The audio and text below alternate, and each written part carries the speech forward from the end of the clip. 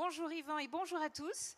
Nous sommes à Agen, au congrès de la Mutualité française qui réunit quelques 1300 professionnels qui appartiennent au monde de la santé et de la protection sociale. Michel Lozana, vous êtes député et vous êtes médecin. Vous êtes député de la première circonscription en Lot-et-Garonne. Pourquoi c'était important que ce congrès, qui ne se réunit que tous les 3 ans finalement, se déroule à Agen? D'abord, ça montre une certaine attractivité du territoire agenais. Et c'est vrai que nous sommes un petit département et nous avons bien besoin aussi d'événements de ce genre. 1300 personnes, ce n'est pas rien. Et faire connaître aussi Agen et ses environs. La qualité de vie de notre Lot-et-Garonne est importante. Ensuite, la mutualité touche un problème qui nous préoccupe beaucoup dans ce département. C'est bien évidemment la santé. C'est une des premières questions que se posent d'ailleurs les Français. Quelle santé de demain? Déserts médicaux dont on parle beaucoup. Et comme beaucoup, nous sommes ici évidemment aussi en désert médical. La mutualité, c'est un acteur majeur, bien évidemment, de la santé avec lequel nous devons travailler de manière étroite et qui amène, je crois, une vision propre de ce que doit être la santé pour nos futurs habitants, mais même la santé de maintenant. Comment on éprouve justement la notion de désert médical ici autour d'Agen et en Lot-et-Garonne concrètement? En plus, nous avons une démographie médicale qui vieillit beaucoup, donc devant nous d'autres problèmes. Nous avons essayé de porter pas mal d'éléments qui font que maintenant on peut aider les médecins à s'installer ou autres. Il y a des financements, il y a les assistants médicaux, on a augmenté le nombre d'étudiants en médecine de manière forte, mais tout ça, ça met un certain délai et malheureusement, ça ne porte pas ses fruits immédiatement, mais c'est une vraie préoccupation sur laquelle on doit continuer à travailler, bien sûr. La loi Garot, qui est actuellement en étude au Sénat, prévoit une contrainte d'installation des médecins qui devraient 2 jours par mois exercer dans des zones mal fournies, mal dotées en matière de médecins. Quel est votre avis sur cette loi? Malheureusement, dans un premier temps, elle va être contre-productive parce qu'elle fait fuir des étudiants qui vont faire autre chose que de la médecine générale et qui ne vont pas s'installer.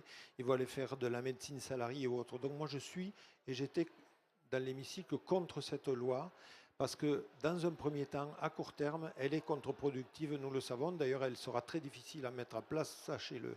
Alors on parle, voilà, on va obliger les médecins à s'installer. Non, c'est pas vrai, ils vont faire autre chose, il suffit de le voir d'ailleurs, ils le font déjà. Par contre, il faut aller plus en profondeur, je vous dis, augmenter le nombre d'étudiants, ça mettra un délai, mais ça arrivera.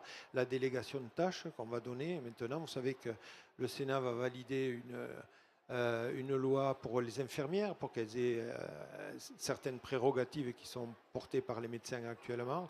Voilà, il faut aider le plus possible les territoires aussi par des organisations locales. Et je crois qu'en plus, à Agen, nous avons une agglomération, mais plus largement aussi à d'autres niveaux, dans tout le département, des collectivités locales qui prennent ça aussi en main. Et c'est important parce que l'attractivité et le fait d'aller vers les futurs médecins et de leur faciliter l'installation est quelque chose d'important. Michel Lozana, Catherine Vautrin, la ministre de la Santé, est intervenue ce matin aux côtés d'Éric Chenu, le président de la Mutualité, pour défendre notre système de santé. Des états généraux ont été suggérés par la Mutualité, des états généraux de la santé. Qu'est-ce que vous, élus de ce territoire, vous en attendez? D'avoir une vision pour l'avenir. Et plus largement que la santé, c'est tout notre modèle social qui est vraiment à la croisée des chemins. On le sait, problème de financement, vieillissement de la population, euh, les cotisations qui pèsent de plus en plus sur le travail, faut-il les élargir ou pas?